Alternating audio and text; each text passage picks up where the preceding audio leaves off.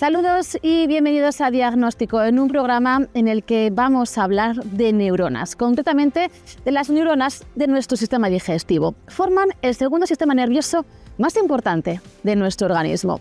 Y vamos a hablar de neuronas porque hoy profundizaremos en esa conexión intestino-cerebro, responsable, entre otras cosas, de que sintamos mariposas en el estómago o de que manifestemos con síntomas digestivos emociones como el estrés o el miedo.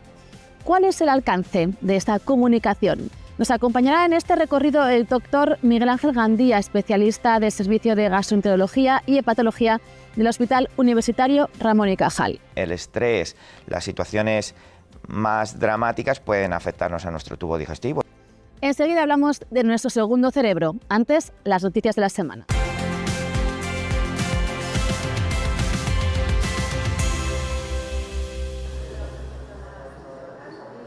El Sistema Nacional de Salud ha incorporado a su arsenal terapéutico Juvansi, una terapia que combina en un único comprimido los dos fármacos indicados para tratar la hipertensión arterial pulmonar. Con Juvansi vamos a intentar que el fármaco específico para la hipertensión pulmonar, que son realmente dos fármacos distintos, sea una única medicación.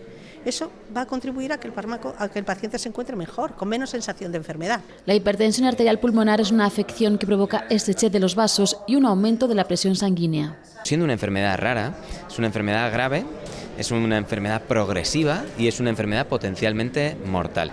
Si no recibe ningún tratamiento, tiene una esperanza media de vida de 3 años desde el diagnóstico. La enfermedad presenta fatiga y dificultad para respirar, síntomas muy difusos que retrasan el diagnóstico hasta los 2 años.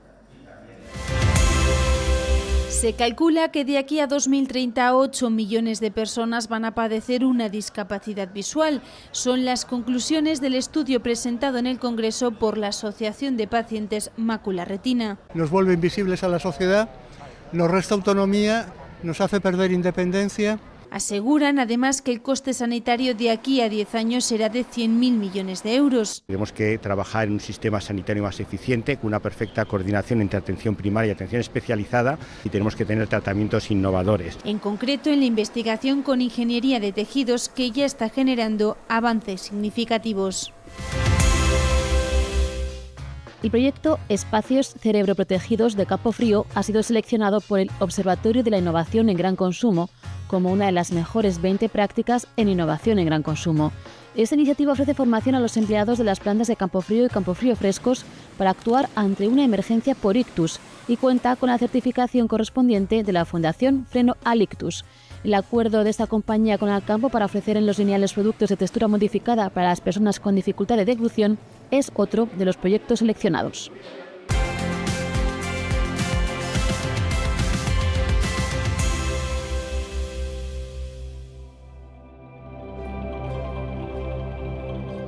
A diferencia de cualquier otro órgano del cuerpo, nuestro intestino puede funcionar solo, es autónomo.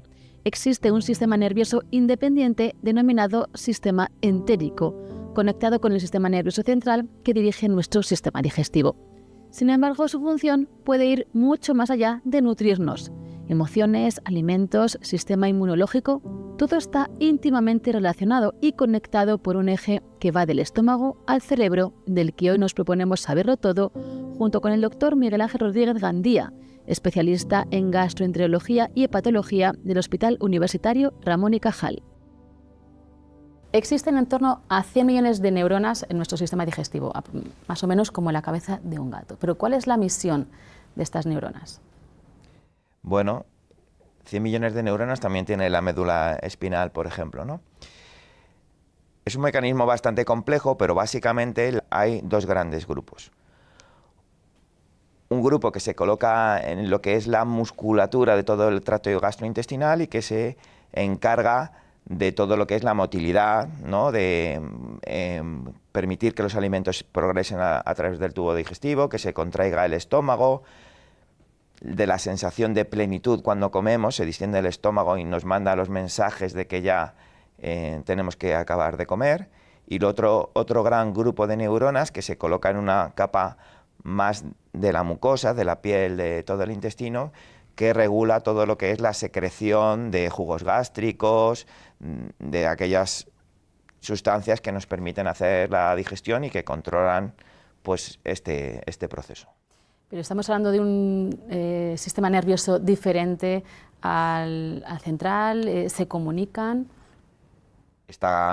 Es un sistema que está comunicado con el sistema nervioso central, ¿no? Y es lo que se conoce como el eje intestino-cerebro, que tiene mucha repercusión tanto en la función del intestino como en algunas patologías. Y en esa comunicación constante que hay entre nuestro cerebro y nuestro sistema digestivo, ¿cuál es la función del nervio vago?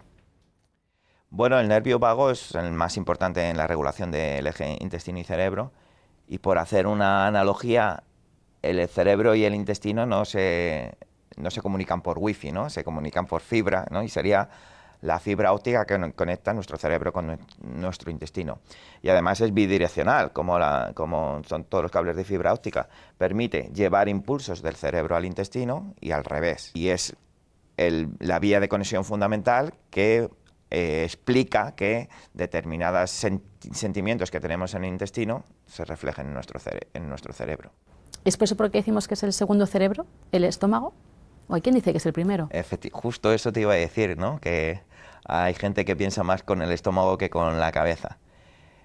Bueno, es un sistema que está muy imbricado y muy conectado y que no podemos separarlo. Algo que está tan establecido, ¿no? Como nuestra médula espinal que conecta con el cerebro para que movamos los brazos y las piernas, pues aunque no lo sintamos de la misma manera, lo mismo ocurre con el intestino y el estómago, etcétera. Esófago, estómago, intestino delgado, intestino grueso y ano. Es nuestro sistema digestivo. Su función es esencial. Se encarga de transformar los alimentos en las materias primas que necesitamos para producir los distintos órganos y sistemas del organismo y para generar la energía que requerimos para nuestro día a día. Su correcto funcionamiento es clave para nuestro bienestar, posiblemente uno de los sistemas con mayor impacto en nuestra calidad de vida. Y de ese correcto funcionamiento se encarga su ordenador interno. 100 millones de neuronas. Podemos decir en cierta manera que nuestro sistema digestivo tiene un sistema nervioso propio que actúa siempre relacionado con el sistema nervioso central, pero también puede actuar de manera independiente, ¿no? Que es el sistema nervioso enteral, que es una red de neuronas pues muy grande, como 100 millones de neuronas que están en las paredes de nuestro tubo digestivo. Las neuronas que tenemos tienen sobre todo una función de peristaltismo, es decir, para que el alimento fluya. Tiene una función muy práctica. El alimento tiene que ir fluyendo por el tubo digestivo y la orden no se da sin más, tiene que dirigirlo unas neuronas y el cerebro también le indica cuándo puede hacerlo o cuándo hay que parar la digestión porque estamos en un momento en que no estamos para hacer la digestión. Es en efecto nuestro segundo cerebro, un punto clave donde se toman decisiones para nuestra supervivencia. Aunque algunas fuentes lo sitúan en primer lugar si nos remontamos a nuestro origen como organismo. Si miramos la evolución de millones de años, al principio éramos un tubo que comía. Tubo. Por un sitio entra comida, por otro lado sale y dentro del tubo absorbemos alimentos. Luego el tubo empezó a poder moverse y como empezó a poder moverse desarrolló el cerebro y los órganos de los sentidos y los músculos para ver a dónde voy y moverme a dónde quiero ir. En ese sentido, en realidad, este cerebro es el segundo cerebro. El primer cerebro, la primera estructura neurológica en red es el intestinal. Esta red intestinal se encarga del movimiento que permite el tránsito de los alimentos y que ordena la secreción de sustancias para la digestión. Están controladas por el sistema nervioso central y el autónomo. Las tripas están revestidas de neuronas y todas las neuronas de las tripas están conectadas físicamente a través del nervio vago con el cerebro. Entonces es un sistema nervioso que es continuo. Entonces que hay una interrelación permanente y directa.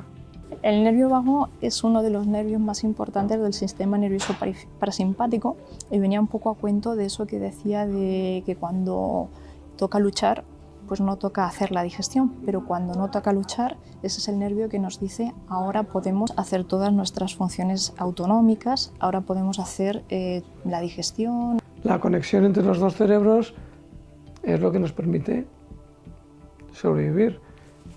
Si no nos alimentamos, no sobrevivimos. Si no buscamos alimento, no sobrevivimos. El nervio vago comienza en la nuca y pasa por el cuello y el pecho hasta el estómago. Envía impulsos eléctricos a distintas partes del cerebro y no siempre con cuestiones estrictamente relacionadas con la nutrición.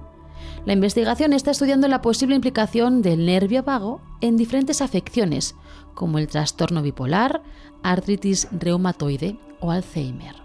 Hay quien dice, esto con base científica claro está, que el Parkinson empieza en el tubo digestivo, luego poco a poco va subiendo al cerebro, ¿no? Y luego se da la enfermedad, es una enfermedad cerebral propiamente dicho, pero que los primeros mecanismos ocurren en las neuronas del tubo digestivo y que esto puede ocurrir en otras enfermedades. Las últimas investigaciones han incorporado nuevos actores en el eje intestino-cerebro que han demostrado tener relación directa en el desarrollo de enfermedades como la depresión o la ansiedad. La microbiota. Son las bacterias que viven dentro de nuestro intestino. Entonces, estas bacterias son capaces de transformar partes de los alimentos que nosotros no metabolizamos, pero ellas sí que transforman. Eso genera compuestos que sí van a estar circulando por nuestro cuerpo, que van a poder llegar a entrar en el cerebro directamente. Hablamos de la dopamina o la serotonina, por ejemplo, neurotransmisores directamente relacionados con nuestro estado de ánimo y nuestra capacidad para controlar las emociones.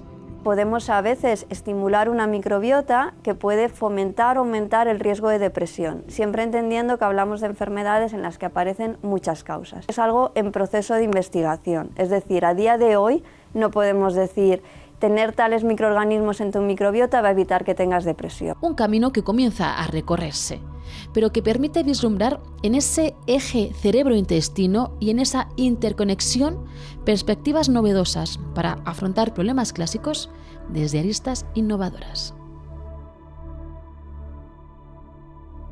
No sé si esa relación explica de alguna manera por qué a veces sentimos mariposas en el estómago cuando estamos nerviosos o tenemos síntomas digestivos cuando lo que realmente estamos haciendo es sentir miedo.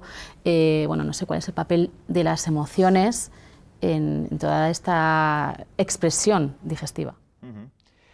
Bueno, esta es la gran cuestión a dirimir de muchos de los procesos digestivos. Pero esto ya desde hace mucho tiempo se sabe, ¿no? Se me han agarrado los nervios al estómago, ¿no? Por lo tanto, sí, sin duda ninguna, la evocación, el estrés, las situaciones más dramáticas pueden afectarnos a nuestro tubo digestivo, igual que hay gente que le da palpitaciones o dolor en el pecho cuando se pone nervioso. Sí que se sabe que hay determinadas conexiones neuronales que en situaciones de hormonas relacionadas con el estrés se activan y tiene su cierto sentido. En un momento determinado en el que lo que tenemos que hacer es un gran esfuerzo físico, mover nuestra musculatura, el organismo saca sangre del sistema digestivo y lo manda a los músculos. Pues eso, por una emoción evocada, puede ocurrir lo mismo. Y a la inversa también, ¿no? Porque si no me equivoco, la emisión de serotonina está focalizada en el estómago. Bueno, todos los procesos neurohormonales al final marcan nuestra conducta y también se habla de que hay determinados alimentos que pueden producir más sustancias como la serotonina, etcétera, y que esto puede afectar a nuestro estado de ánimo. Emociones, nutrición, sistema digestivo son actores que conviven en el día a día. Las emociones saben algunas a bienestar y otras a malestar, ¿no? Y ese bienestar y malestar se va a ver reflejado en nuestra conducta. Y sí vamos a asociar unos alimentos a unos estados emocionales y no a otros. En la parte más profunda del cerebro, ahí es donde están las emociones. Y esa parte del cerebro está completamente conectada con todo nuestro sistema nervioso autónomo y con las tripas. La corteza prefrontal tiene lenguaje, tiene palabras. La parte del cerebro donde están las emociones no tiene palabras, se expresa en el cuerpo. A veces el cuerpo habla por nosotros y transmitimos y vivimos, ¿no? Y sentimos esa ansiedad en otras molestias físicas, dolores de cabeza recurrentes, también esas molestias digestivas. Y es una manera en que el cerebro, cuando no puede más, nos dice alto, alto, o vamos a dar señales de diferentes maneras. Nuestra sociedad es especialmente agresiva y nos lo dice muchas veces y a todas horas. El estrés crónico y las respuestas que desencadena en nuestro organismo y en nuestro sistema digestivo pasa factura. Esta relación va a hacer que haya cambios en la motilidad intestinal, va a hacer que haya cambios en la secreción de jugos gástricos, en las enzimas, entonces puede traducirse pues, en dispepsias, en intestino, en una mucosa irritada e irritable, o a veces en úlceras. Es uno de los lugares donde más somatizamos, desde luego. De hecho, está el síndrome de intestino irritable, que está como tal caracterizado porque es muy frecuente. El paciente diagnosticado de intestino irritable, diarrea, estreñimiento, barriga hinchada, dolor abdominal, pero es que el estrés crónico también puede facilitar la aparición de una colitis ulcerosa o una enfermedad de Crohn. La alimentación es clave para la salud. Hay patologías que están claramente relacionadas con la alimentación, algunas pueden ser muy evidentes, como la diabetes tipo 2, pero otras que podemos ver más lejanas, como ciertos tipos de cáncer, problemas de fertilidad, problemas pulmonares, problemas dermatológicos. Claro que el tipo de alimentación, ¿no? Va directamente, está estrechamente relacionado con cómo yo luego me siento a nivel de salud emocional y también a nivel cerebral. Alimentos y emociones están interconectados. Por un lado, por repetición. Asociamos determinadas comidas a estados emocionales concretos, pero también por las propias características nutricionales del contenido de nuestros platos. Los alimentos más ricos en triptófano, que es un precursor de la serotonina, que nos hace estar pues, más calmados, más tranquilos, o cuando hay restricción de carbohidratos, que empieza a aparecer la impulsividad y entonces comer nos calma esa impulsividad, o cuando hay déficit de vitaminas del grupo B o déficit de magnesio, de zinc, esto ya tiene un efecto en nuestro sistema nervioso, entonces comer alimentos ricos en esas vitaminas y en esos minerales nos va a ayudar también a mejorar nuestra salud mental y emocional. Los alimentos que son más procesados nos producen mucho más cansancio, ¿no? Hay otros alimentos que nos generan mucha más energía y más actividad, pues por ejemplo todo lo que tiene que ver con frutas, verduras. Se retroalimenta continuamente, cómo comemos influye en cómo nos sentimos y cómo nos sentimos influye en qué comemos y en por qué y para qué comemos eso, pero además cómo nos sentimos también tiene una justificación biológica. ¿Y esto puede desembocar en patología? Es decir, enfermedades en las que la sintomatología sea digestiva, pero que luego vamos a las pruebas diagnósticas y no vemos ninguna alteración ni en las endoscopias ni en las diferentes pruebas de imagen. ¿Esto acaba en enfermedad? ¿Puede acabar en enfermedad? ¿Pero qué es una enfermedad? ¿No? Esto, ahí mucho del debate que hay, ¿no? Tanto en la comunidad médica, en los pacientes, que al final son los protagonistas de todo esto, desde la nutrición, es definir qué es lo normal y qué es patológico. Porque cuando uno come y se le hincha la tripa, eso es enfermedad o es algo malo. También depende mucho de la percepción que tiene cada uno y de lo que es capaz en su cuerpo de tolerar, porque cada uno toleramos una sensación de distensión o de digestión y el que lo tolera menos no quiere decir que tenga menos derecho al que lo tolera más. El problema es que desde el punto de vista de cómo nos educamos los médicos nos educamos para detectar enfermedades que realmente ponen en riesgo la vida del paciente o que le pueden causar problemas graves. Sí, pero también para mejorar la calidad de vida del paciente, aunque la enfermedad no sea peligrosa. Sin duda ninguna, y eso es muy importante. Pero en la forma que está estructurada la medicina en España hoy en día, con la falta de tiempos y de recursos, pues muchas veces, yo creo que de forma equivocada, nos centramos en intentar hacer diagnósticos positivos de los pacientes, y si el paciente no tiene un tumor, no tiene una enfermedad grave, pues la falta muchas veces de tiempo de dedicarle, nos olvidamos un poco de la sintomatología del paciente, y es una cosa que los médicos debemos causar, porque al que le duele la tripa cuando come, a lo mejor no tiene un tumor y no se va a morir, pero sí que le causa un deterioro de la calidad de vida. Y yo creo que todavía ahí tenemos un amplio margen de mejoría para tratar a estos pacientes, pero yo no lo consideraría enfermedad. Pero es cierto que no todos los problemas de estómago que sufrimos el 30% de la población tienen un origen puramente digestivo. Sin duda ninguna. Y esto viene en relación con lo anterior, con la falta de tiempo que a veces tenemos en dedicar a los pacientes. Porque yo creo que hay 3 espectros muy claros. El espectro somatizador, ¿no? Que la persona somatizadora es realmente una persona que tiene un problema de la salud mental, grave o no grave, pero que refleja ese estrés, esos miedos, esos problemas que tiene en alguna parte de su cuerpo, que puede ser el tubo digestivo, puede ser, como hemos hablado antes, dolor en el pecho. Pero ahí realmente no hay un problema en los órganos de Yana. Luego está el espectro de la patología funcional intestinal, del que realmente se ha escrito mucho, la inflamación microintestinal, y que ahí realmente sí que hay un problema del tubo digestivo, del eje intestino-cerebro, y que tienen unos tratamientos específicos. Y luego está otro espectro mucho más grave, que es el tema de los trastornos de la conducta alimentaria, etcétera. Que eso yo creo que es otro punto totalmente aparte.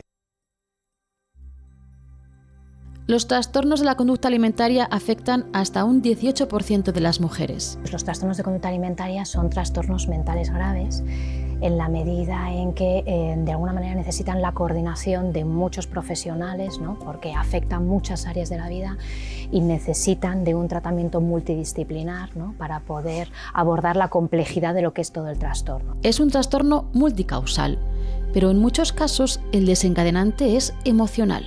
Me encuentro mal, estoy pasando por una situación de crisis en mi vida. La adolescencia es una crisis importante, ¿no? Porque estoy en plena búsqueda de mi identidad, que se suma a los cambios corporales que estoy sufriendo, y desde ahí me es muy complicado, ¿no? El poder encontrarme a mí misma y sentirme a gusto. A partir de ahí, muchas situaciones de inseguridad que también pueden de alguna manera canalizarse en lo alimentario, porque a fin de cuentas es lo único que siento que estoy controlando ante tanta incertidumbre y tanto descontrol. El comportamiento TCA es la niña que no tiene ni idea de lo que le pasa, que no entiende nada, que sufre, busca salir del sufrimiento como puede, no tiene identidad, no sabe quién es. Hay veces en que no sabe quién es y su identidad es el trastorno.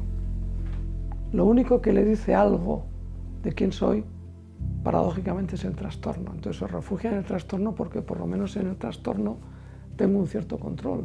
El desencadenante también puede ser físico. Molestias en la digestión, dolores francos a nivel gástrico, alteraciones en el ritmo intestinal, estreñimiento, diarrea. A veces es una infección pura y dura o una gastroenteritis que hizo que supusiese una disminución de la ingesta, que eso supuso un cambio corporal en mí y una pérdida de peso, y a partir de ahí me enganché a continuar en esa pauta restrictiva. Es imposible tratar un TCA si no entiendes de dónde vienen y por qué. El abordaje debe ser desde distintas perspectivas: la nutricional, la psicológica, pero también debe implicar a nutricionistas, ginecólogos, endocrinos, fisioterapeutas, alergólogos y otros especialistas. ¿Qué tenemos que hacer para cuidar nuestra salud digestiva, para cuidar a nuestro primer cerebro? Bueno, quizá ver menos Instagram y TikTok. Y luego, yo creo que, sobre todo, evitar las dietas restrictivas. La dieta mediterránea es la que más se recomienda. Es verdad que la dieta vegetariana, en los estudios también ha demostrado que es equiparable a la dieta mediterránea. Intentar tener unos hábitos regulares de comida, si el trabajo, los niños, etcétera, nos lo permita, y hacer ejercicio. nada que no sepa todo el mundo. El problema es que vivimos llenos de ultraprocesados, de falta de tiempo, de situaciones de estrés que nos impide pues, llevar una higiene alimentaria adecuada. Y luego yo evitaría mucho las dietas restrictivas, porque yo siempre digo, cuando a alguien le duele la tripa cuando come, y decirle que no coma o que no coma determinados alimentos es como a alguien que le duele la rodilla, decirle que no camine. Habrá que intentar con tiempo y esfuerzo pues, conseguir que la gente pueda comer sano y de todo. Comer sano y de todo. El camino para tener un buen estado físico y emocional.